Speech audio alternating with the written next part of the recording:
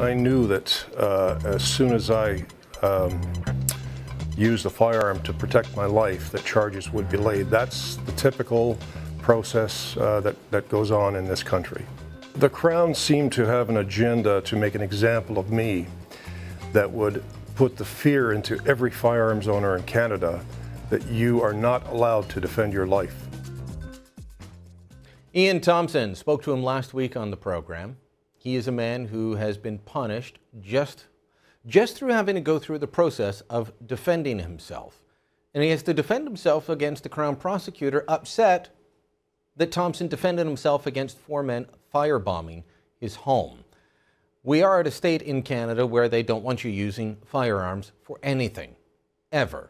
And that's the push. And as we look at what's happening in the United States, that's where they're headed.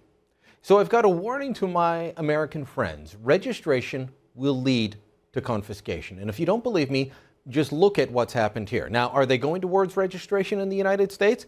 Well, according to the Washington Post, the Obama administration is considering a national database of all firearms in the U.S. to, quote, track the movements and sale of weapons, unquote.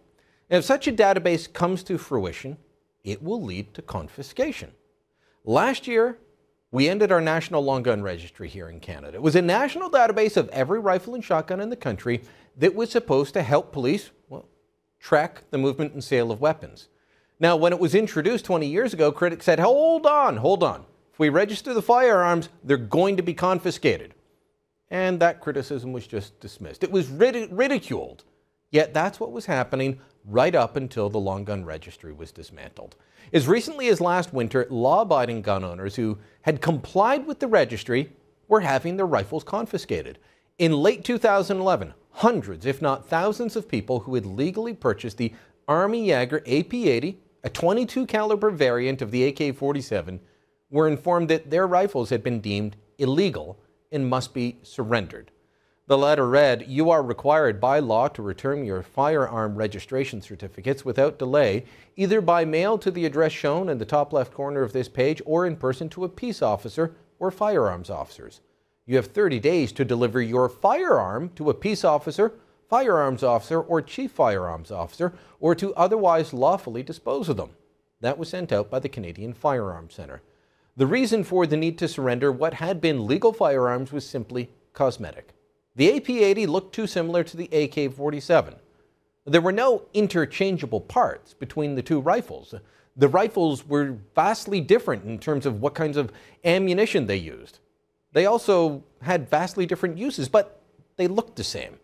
And that was enough. That was enough. And what is more worrisome was that the decision to reclassify what had been a legal rifle for years and years, that decision was made by a bureaucrat, not by elected officials. There was no debate, no vote. It was just a bureaucratic decision. Somebody that felt the AP-80, legally owned for decades, was now too dangerous to be privately owned by law-abiding Canadians. Now, of course, confiscation of firearms could just be the start of it all. Confiscations of homes and cars could also head down to the United States. Former Marine Joshua Boston recently wrote a scathing response to California Senator Dianne Feinstein's gun control proposal, saying that he would not register his guns. Here's part of that letter. He said, "I am the man who fought for my country. I am the man who learned. I am an American. You will not tell me that I must register my semi-automatic AR-15 because of the actions of some evil man." Joshua Boston, Corporal, United States Marine Corps. Well, if he goes through with that, and the United States goes through with setting up a national registry, it could cost him everything. Don't believe me? Look at Bruce Montague. He's a gunsmith from Dryden, Ontario, and he faces the possibility of having his home seized for failure to register his firearms. Montague made a decision, a purely political decision, not to register or to let his registries lapse. He wanted to challenge the constitutionality of Canada's National Gun Registry. When his constitutional challenge failed and Montague was convicted, the government of Ontario moved to seize his home under their proceeds of crime legislation. They were treating what was essentially a paperwork criminal as if it were a drug lord. That's the kind of person the proceeds of crime law is intended to prosecute. If the United States follows Canada's lead in registering all guns, putting them into a national database, then confiscation of rifles and shotguns won't be far behind.